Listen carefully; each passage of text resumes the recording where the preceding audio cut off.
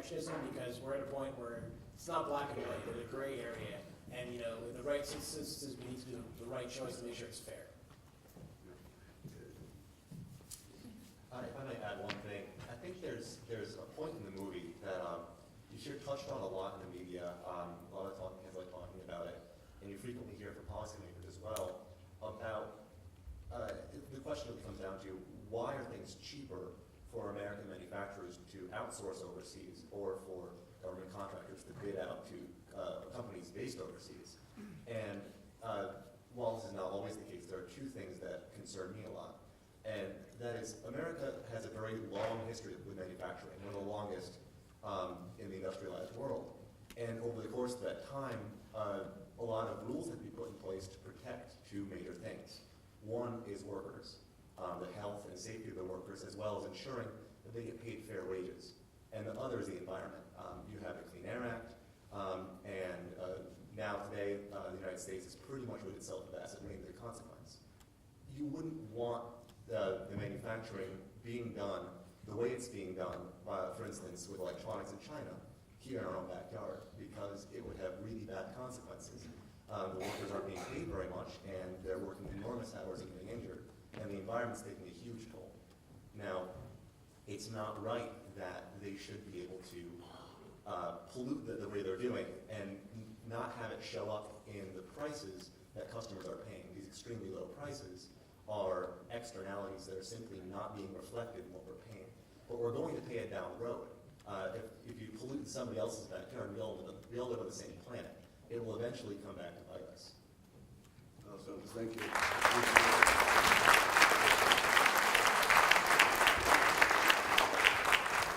Ken, the governor released his budget today, and a great deal of discussion since his State of the State address was centered around, certainly around some incentives and improvement in the taxing process, especially to manufacturing.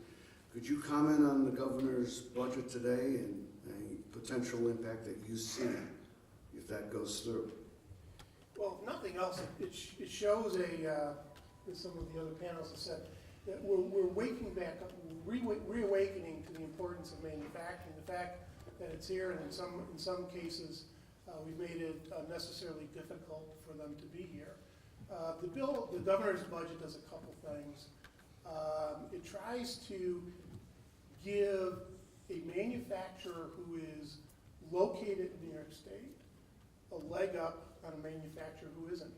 I mean, if you've watched what the governor's presented on his tax policy, there's a piece in there that talks about a manufacturing tax credit based on real property taxes. That's not in there to offset the cost of property taxes, although it's a nice benefit of it. It's a way to give New York State a preferential tax treatment, if you will, for people who are located here. If all you did was cut the corporate tax rate for all manufacturers, the same proportional benefit would go to you if you were located here with staff and capital as if you were outside the state just selling into New York. So it's a way to give manufacturers a competitive advantage, if you will, if you have your capital and your people in New York State. The second thing, and again, I said earlier, we sometimes are our own worst enemies. We did about 5 years ago when the economy was bad and the state government wanted money to spend. We did something that we thought was a terrible idea, and that was put a pretty substantial tax on energy, which disproportionately hit manufacturers, which tend to be energy intensive. This budget recognizes that that does have an adverse effect. It's one of the, if you look at where New York State costs are most out of whack with just looking domestically at other states, it's cost of property taxes, it's been the cost of energy. It expedites the phase out of what's called the Section 18A assessment, but it expedites the phase out of that tax on energy for everyone, but immediately eliminates it for manufacturers. Again, recognizing that these are valuable employers, we want to see manufacturing in the state, And sometimes we are our own worst enemies and put barriers in front of manufacturers who do want to be here, make investments here, and be profitable here. Very So good, some good Ken, news. thank you. We have promised you all that we'll be concluded by 9 p.m., and that we will be. So in the light of that, we covered many questions in some comments from our panelists, and we do thank all of the panelists for their input. But my final question to all of you, and I'd like to, it's just a brief answer, and it's a feeling, because I make no apologies. I represent the Chamber of Schenectady County, very proud of it, very proud to be in this community. And I'd like the panelists to reflect on what can we do as an audience that is sitting here, have viewed the film, we've talked about it for nearly an hour now. What do we do leaving these doors right tonight? What do we do tomorrow to brighten the day from a manufacturing point of view and for prosperity and growth for our community as a whole and as an individual? Real briefly, let's go down in order. I'm gonna go to reverse order and end with you, Congressman. So Ken, what would you like us to do once we leave tonight's theater? I think we have to have longer memories.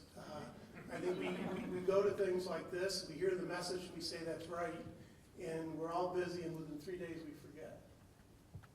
Thank you. Dr. Gordon? Collaborate with the community colleges, share the great work that we are doing, come and explore, speak with faculty and staff, work collaboratively with our workforce development for retraining or enhancing skill sets, and continue to advocate to increase funding to support the work that we do in workforce development. Brian? Okay, the simple thing I would say is just take the time to look at a label, find out where something's made. Hey, Brian, real quickly, how do we know it was all made in the USA? Based on the fact that if it says "Made in the USA" on the label, it has to pass a litmus test, or else there can actually be legally charged with kind of similar to fraudulent activity. But it has to have a certain amount of componentry in it. It doesn't have to be 100%, but it has to be somewhere close. I think it's north of 60 or 75% to be considered made in the United States. But if you can't find something that is made in the United States, ask around. Because the biggest thing we find when we're even talking to, when we talk about the government dollars that say you have to buy things in the United States, the first people we run into asking, how do I know if this is made in the United States, are contractors who have to go out and buy these things. How do I know if this water pump's going to meet that litmus test? It's 60% components. We want a little bit more transparency. You want to know where these things are coming from. If it all can't be made here, talk to the companies and find out, where are they getting their things. Because, it's not going to be overnight that we're going to get more and more made in the United States. It's going to be little by little. So even if that percentage goes up from 60% to, say, 65%, you probably added another supplier and some jobs along the way that went into that product. Thank you very much, Maybe you can Brian. go to our Made in New York website. Absolutely. I might tell you that when I roll up my garden hose, I'm really proud that it's a Hanny reel made in Westerlo, Albany County. It really works well, and it's going to last far longer than I will be on this earth. Trudy, what do we leave with? So from the perspective of a manufacturer who is manufacturing in the region, this country, is to encourage our company to continue to do the best job that it can possibly do, so we have the best products. So there is no question among our customers around the world that this is the place to buy our products. And as the marketing person for the company, to make sure that everybody knows that quality is what comes from Superpower. And then, speaking, I think a couple of people have said this, when you think about what stores you're going to and how much you're paying for something, don't make the dollar be the most important thing, but really think about, who is this going to affect? By buying something that may be a little bit less expensive, is that really worth it in the end?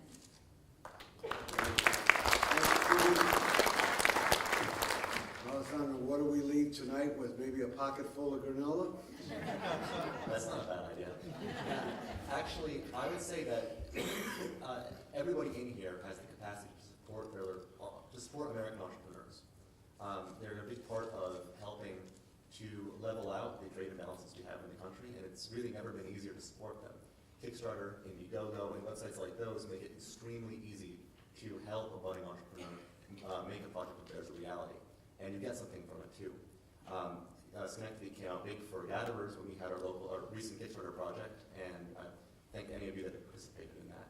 So go out there and log on and look for opportunities to help other American-based manufacturers get their feet underneath them. Very good, thank you, Alessandro. Congressman, this is your biggest challenge tonight. You have less than a minute, but. Okay. Look, I would encourage us to get deeply invested in the public policy debate. That would mean, in my opinion, making for progressive tax policy that provides for the investments we require, belt tighten through getting rid of waste, inefficiency, and fraud, take those savings and further invest, and convince us that we're worthy of investment, that we go forward and invest in the new economy, in the research, in the infrastructure, in the workforce development, education, and higher ed, and then not suffocate the American dream. Make certain that we go forward and allow people to enjoy the prosperity and really respect our working families and middle-income community. They've taken it on the chin for far too long. And trade deficit as another policy. Ladies and gentlemen, please continue your acknowledgement of our panelists. I think they did a terrific job. Thank you all.